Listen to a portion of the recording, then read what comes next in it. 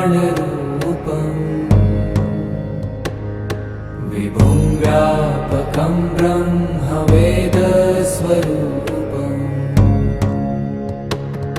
निजं निर्गुणं निर्विकल्पं निरीहम्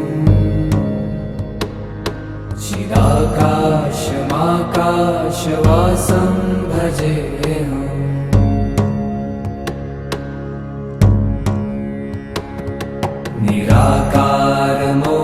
निराकारमोङ्कारमूलं तुरीयम्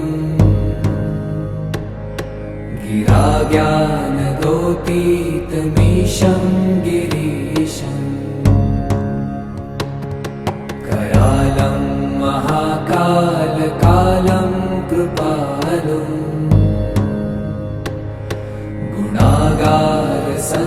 गुणागारसंसारपारं नतोऽहम्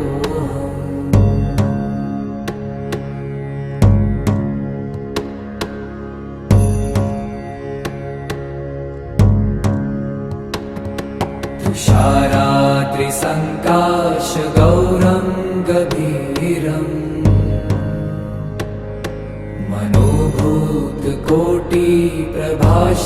मनोभूतकोटिप्रभाश्रीशरीरम्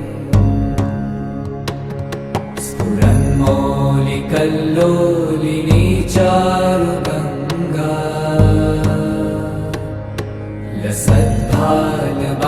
लसद्भालबालेन्दुकण्ठे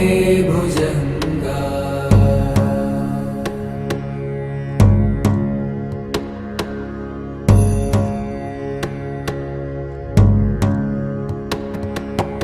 चलत्कुण्डलं भ्रूसुनेत्रं विशालम्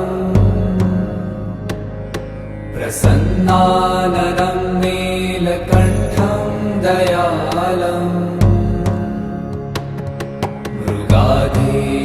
मृगाधीशचर्माम्बरं मुण्डमालम् प्रियं शङ्करं सर्वनाथं भजामि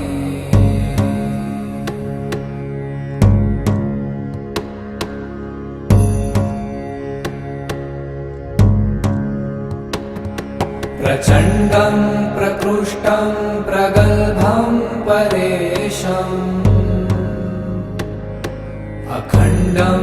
अजं भानुकोटिप्रकाशम् त्रयशूलनिर्मूलनं शूलपाणिम् भजेऽहं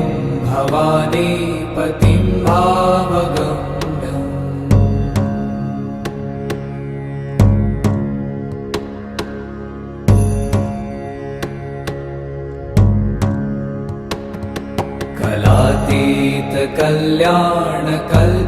कलातीतकल्याणकल्पान्तकारी सदा सज्जनानन्ददाता पुरारी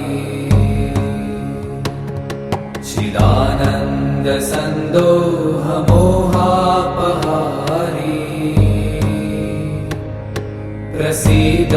प्रसीद प्रभो मन्मथारी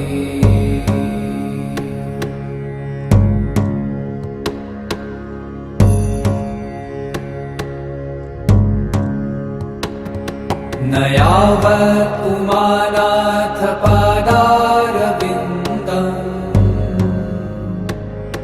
भजन्ति ह लोके परे वा नराणाम् न तावत् सुखं शान्तिसन्तापनाशम्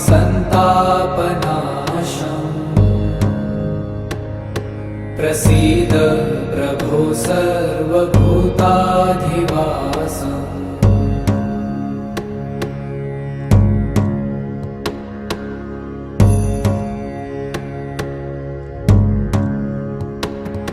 न जानामि योगं जपं नैव पूजा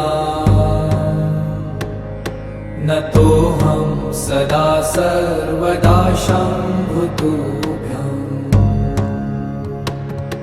जराजन्म दुःखौ गतातप्यमानम् प्रभो व्यापन्